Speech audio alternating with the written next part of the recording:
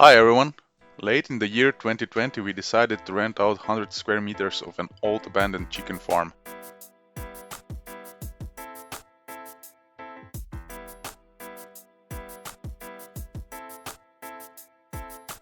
On images you can see the state of the place after the large tanks have been removed by the owner.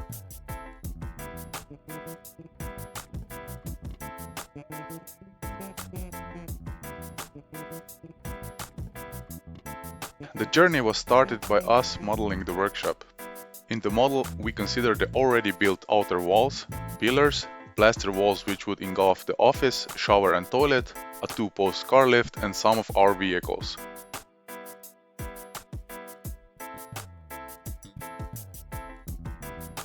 Once the plans were made, we started to move our equipment and tools into the larger part of the old chicken farm on the other side of the wall. We had an arrangement where we could leave the stuff in the larger part until our workshop would have been completed. First batch of things was transported to the new location and there was also an older diesel forklift temporarily available. We used it to unload the heavy metal parts and equipment.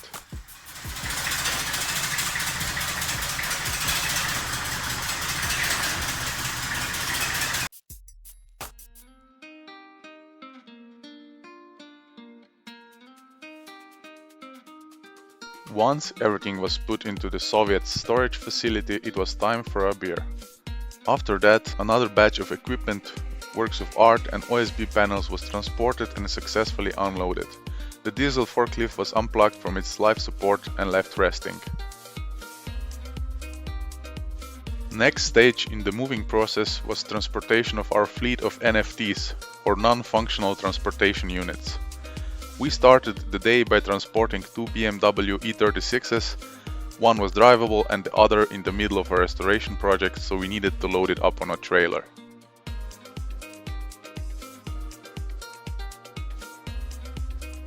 The drivable E36 found its place outside of the chicken farm on the grass and the other one was stored inside. We traveled to the old workshop location where 6 cars in total were parked and waiting for a new home. It was 2 Fiat Puntos and 4 Peugeot 306s. One of the 306s is a bit special since it is a GTI.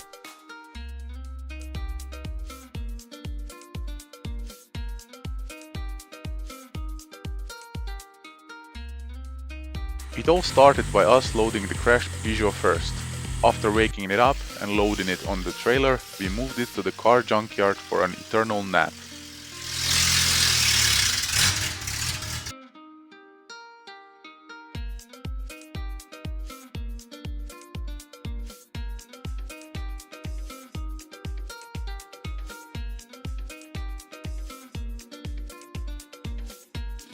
It was the GTI's turn to have a ride on the trailer.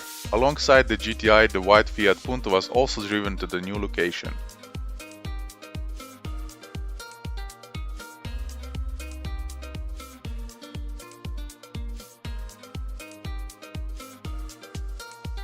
Once unloaded, the GTI joined the E36 and at that point it got a bit late on us.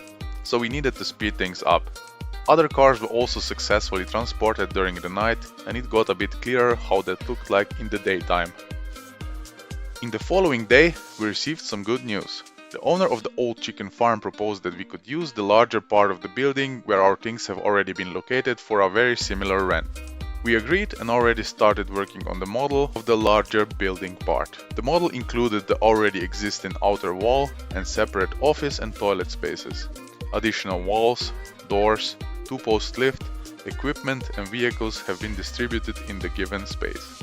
There was an older, non-functional electric forklift that needed some attention and hydraulic fluid in the workshop. The owner said we could use it if we are able to fix it, so we went to work and first filled up the hydraulic fluid, cleaned some battery terminals, charged the battery and disconnected the lodged fork extensions. We welded some metal to the fork extension and used the hydraulic cylinder to get it unstuck. What followed was a bit of remodeling so we could adjust the workshop according to the plan. After the cleanup, a rescue mission was organized for the 2 oldies that were decomposing on the field nearby. We are talking about a Volvo 740 and a Mercedes L207 that served as a firefighter van back in the day. You can find more information about the vehicles in the video description. We used a Goldoni tractor to first pull out the Mercedes van and later also the Volvo. The tractor had no issues pulling these two gems out of their resting places.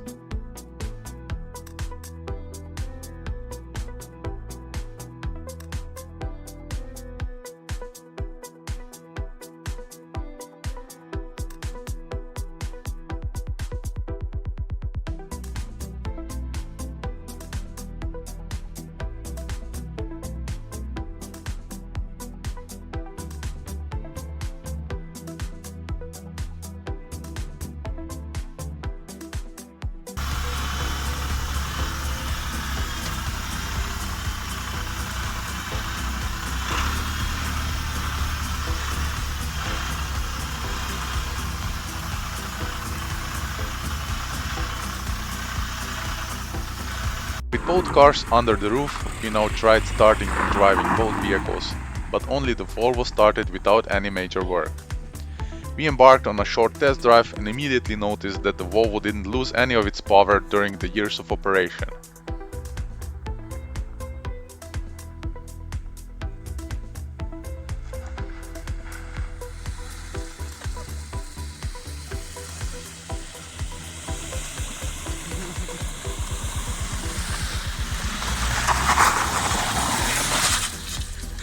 Since we did not have time to work on any of these cars at the present moment, we carefully stored them both in a single box of our newfound workshop.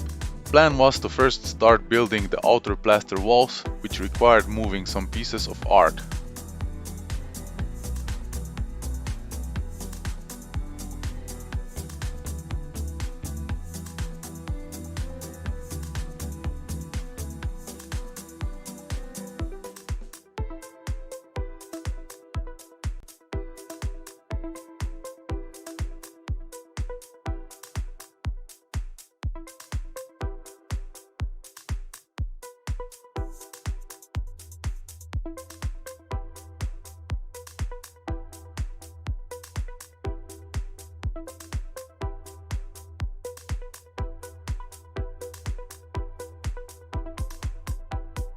For our plaster walls, we first needed to build a steel structure which will carry the plaster plates. First, the insulation layer was removed in the area where the steel frame will get attached to the roof structure, and a piece of wood was attached to the concrete pillar to carry the steel frame.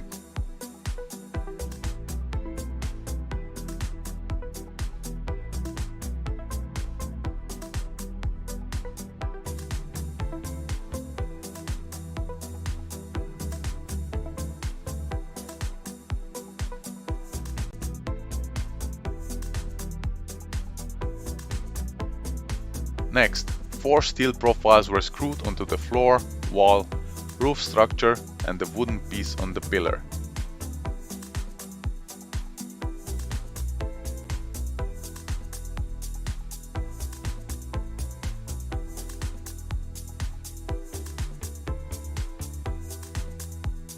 Wall reinforcements were cut to the right length and added into the structure.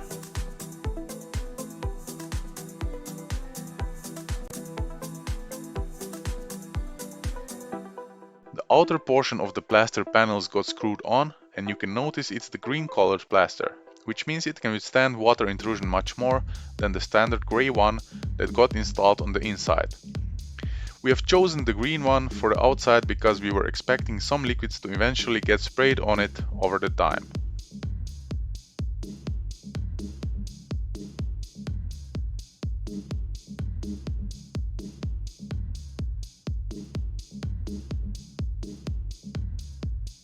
Once the outer side was done, we added some electrical components and started filling the inner structure with glass wool for better insulation.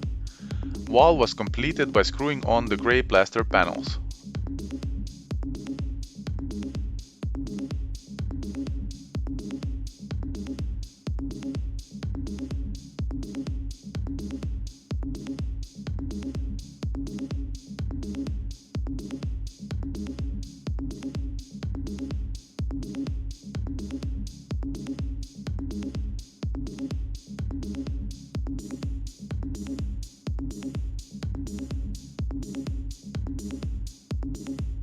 The same procedure was repeated for the wall on the other side of the building, and with that we came to the end of the first part of the chicken farm workshop build series.